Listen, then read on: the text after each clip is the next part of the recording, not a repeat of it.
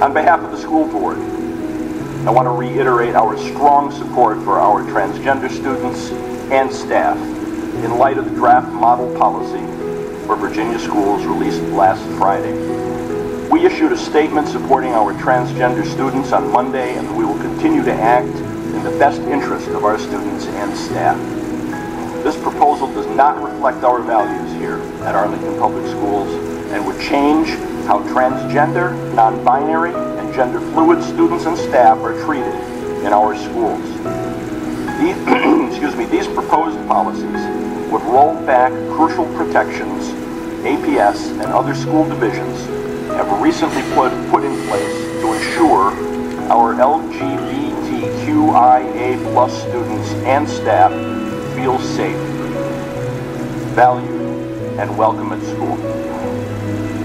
APS will continue to adhere to our non-discrimination policy adopted in June 2017 and updated in 2019 to include transgender students and establish policy implementation procedures for schools to follow in supporting transgender students.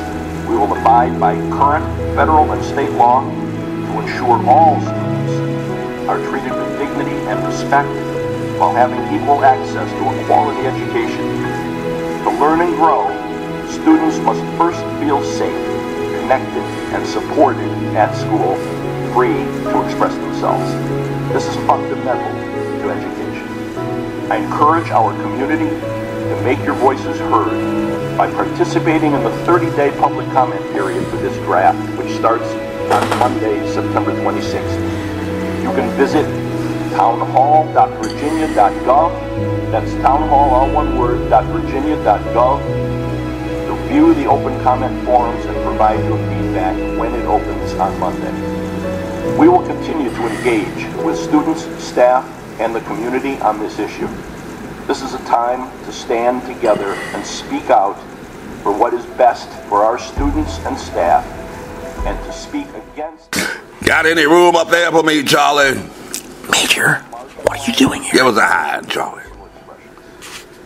I'd like to turn to our superintendent, Dr. Duran, for comment. Thank you, Mr.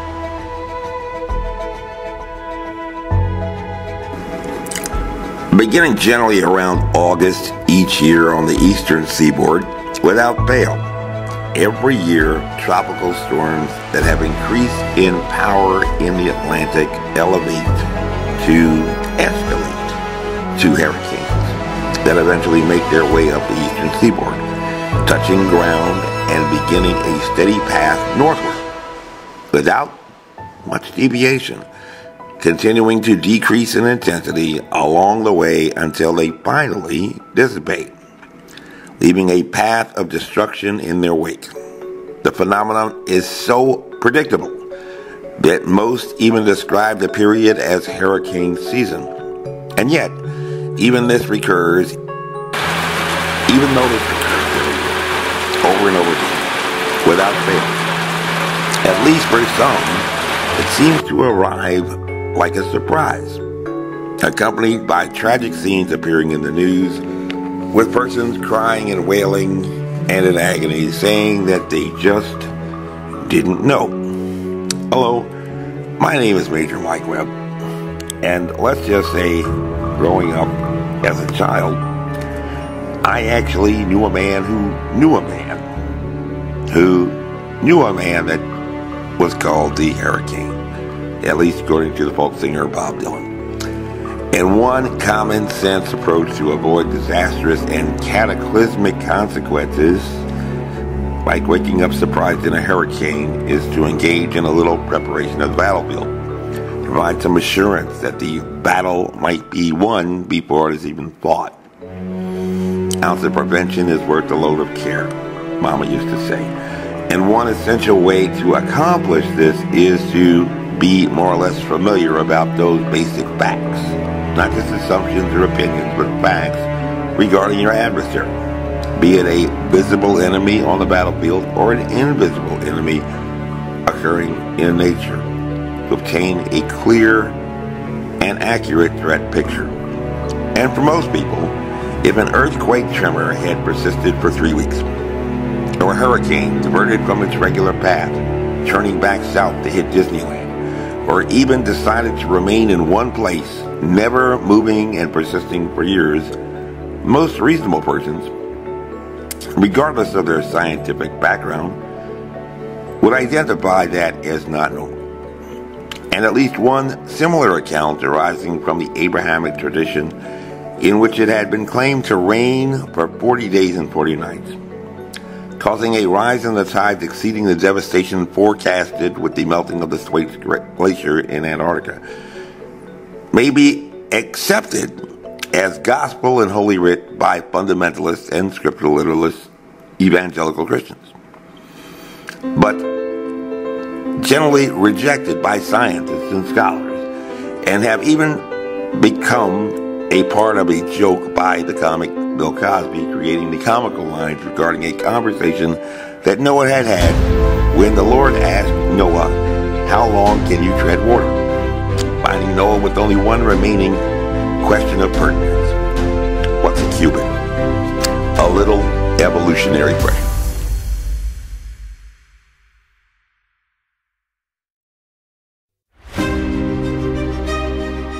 One of the hallmarks of science is that reproducibility and replicability are the basis for science. So to provide the capability to predict, or rather forecast, as scientists make, also weathermen, the outcomes in natural events that generally are dictated by certain ordering rules. And just as with hurricanes, you may have noticed that besides a very predictable schedule, they share something else in common with other weather events, at least, of power with destructive force like cyclones, typhoons, even tornadoes. And let's just say, in a song, you got me going in circles. Ooh, ooh, ooh, round and round I go. So which one I believe? And circles appear to be a common theme in nature generally. Like the orbs that are formed when gases are cooled, when swirling around heliocentric masses in space in formations of solar systems, orbits around suns, orbits of electrons, around masses of protons and neurons. Everywhere you look in science, these circles just seem to occur, which suggests that there might be a perfectly reasonable solution why this occurs, why we don't have spaceships that launch from Cape Canaveral and start doing rectangular orbits. And the mystery might have something to do with those ordering rules, without exception, just as the formation of crystals, which departs this generally circular pattern, actually has a reason therefore. And believe it or not, even though most of what science knows about viruses is less than a half century old, despite their first discovery at the end of the 19th century, the invention of the electron microscope in the 1930s, there are actually some rather consistent rules in virology, microbiology, and even epidemiology about events as daunting and confusing as pandemics that give even these times, historically associated with fear, confusion, and despair for most, a little bit of predictability so that not everything has to be brand new or novel like a coronavirus.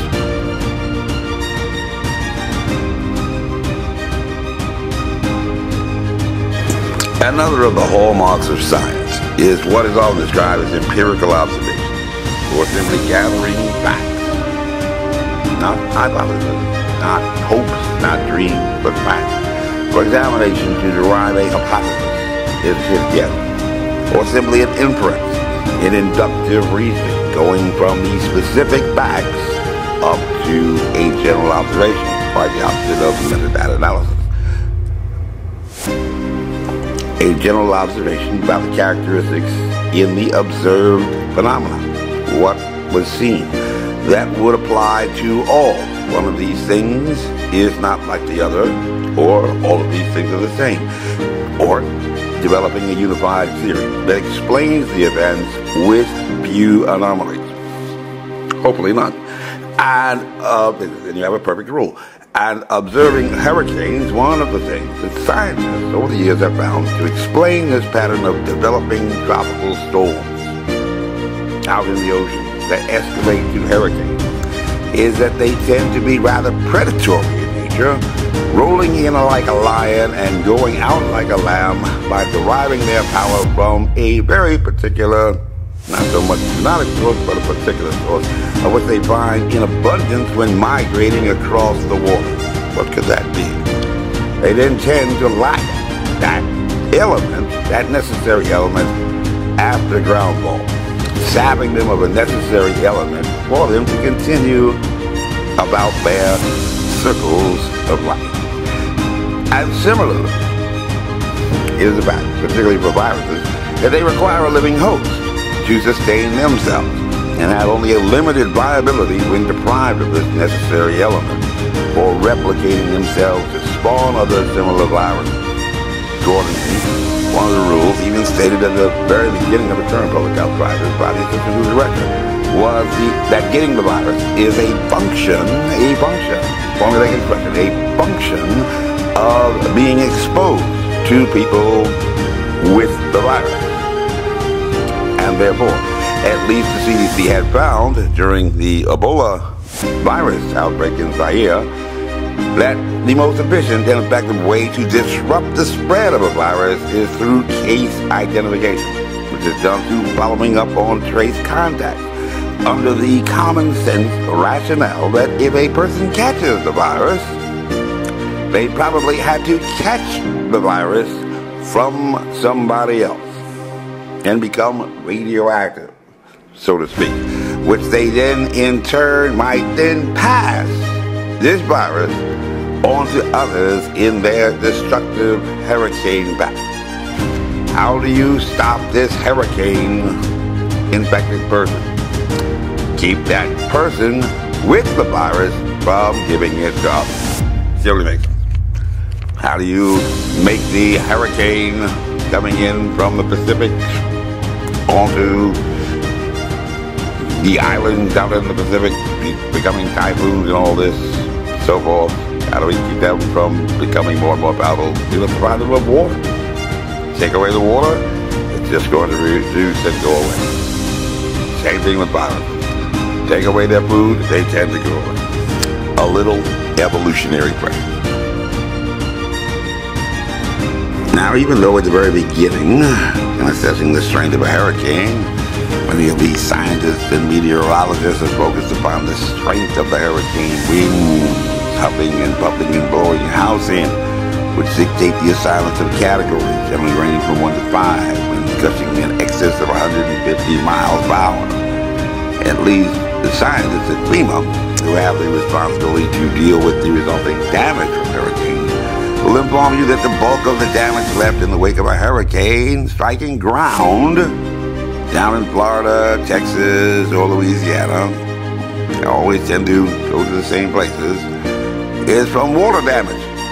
And most of the fatalities, believe it or not, are actually not from fallen trees or power lines or toppled structures like homes, but from drowning.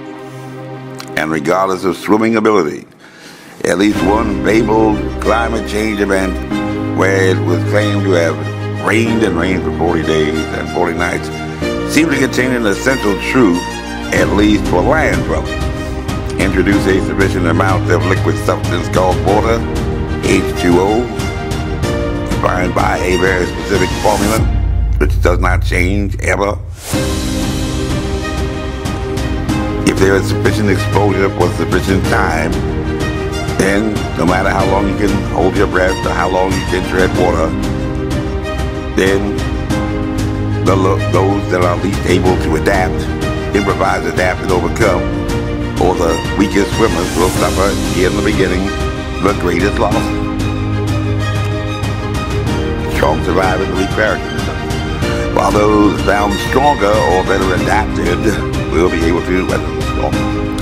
So, when the Lord said to Noah, there's going to be a floody, get my children out of the water, muddy, Mr. Fish could look up at the Lord, say, bring it on.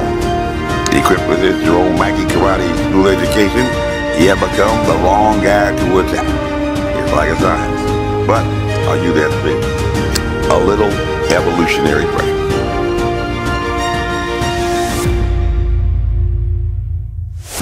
So, for review, always good to have a review. Little test, see learning objectives. Make sure they remain attained. At least with regard to hurricanes. We know that unless you are the incredible Mr. Limpet, you need to remember that a sufficient amount of water for a sufficient amount of time is not going to accrue to your best advantage. Even if you are Harry Houdini escaping from the Chinese water torture cell. So, an ounce of prevention is worth a load of care. Bring your rubbers. And everybody in the water is fine. Everybody in the water is not the right answer. Survey says bunk. And we also know that with regard to hurricanes, just as people and their property are not well adapted to long exposure to water, like a good neighbor, State Farm is here, hurricanes require that water to survive. It was their life force, and so the duration of their destructive paths have a built-in restriction that tends to contain their potential to continue forever. No water, no more destructive water. This too shall pass. See you. We'll get back to doing that after the hurricane.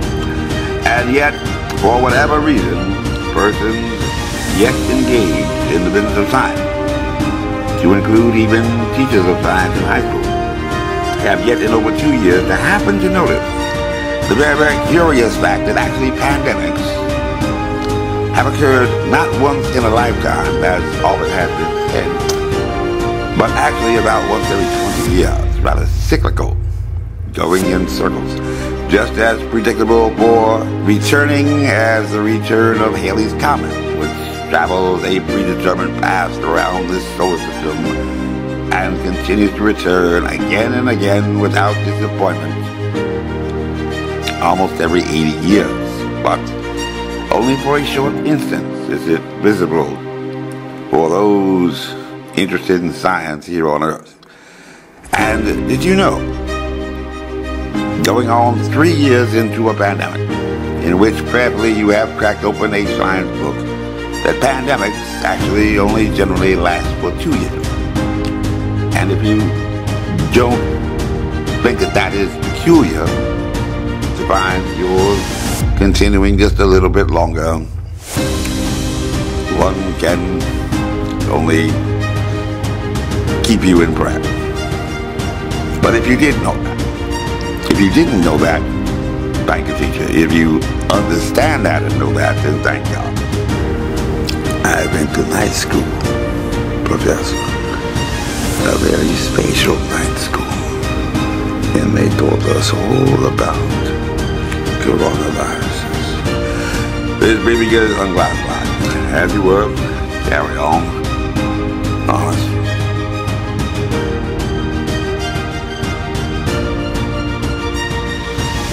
I certainly want to echo your comments, but I specifically want to speak to our students and to our staff and let you know that I want to reassure you, and Mr. Goldstein said, our policies are to remain in effect, will remain in effect, and we will continue to make sure in APS that we do all that is necessary to protect our students and our staff. So students, if you are feeling unsafe, unwelcome in any way, please speak to a trusted adult at your school, your counselor, your principal, and let them know. Because we will, and I want to tell all of our APS community, all of our staff, our parents, we are going to continue to follow that and make sure our students are safe. And to staff, I've heard questions and concerns about what should I do, how do I respond. You continue to do what we've been doing in APS. You continue to stand up for our students. You continue to follow that policy, and you make sure that we are proud of what we've been for many years, a safe place for all of our students. We will not let this get in the way and distract us of continuing to stay focused on why we're all here. For students to learn, to become successful, and to create the future for yourself. That is what we're about, creating a future for our students. We are not going to let this get in the way of that. And again, I want to encourage everyone, as Mr. Goldstein said, to provide public comment certainly to the policy, but the model policy, let the governor of the state know it is important to engage in that. But let us all remain focused and do all that we can in our schools, in our community, to protect all of our students, but certainly our transgender, non-binary, and gender-fluid students. Tonight we're speaking specifically about that. Please, we all have a part in making these gifts, from parents, to staff, to community members. We can and we must continue to make this a safe place. And if anyone in our schools does not provide that safe space for our students, I personally reassure you that we will take care of ensuring that that changes and that students feel safe and can learn. Yes.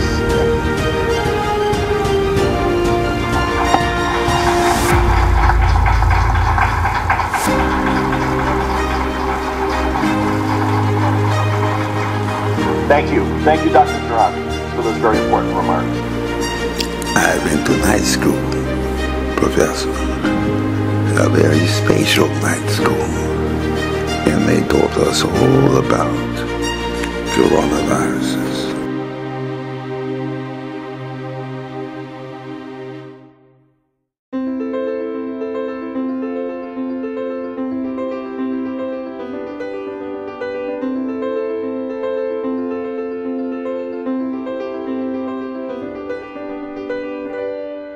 This advertisement was authorized by Mike Webb.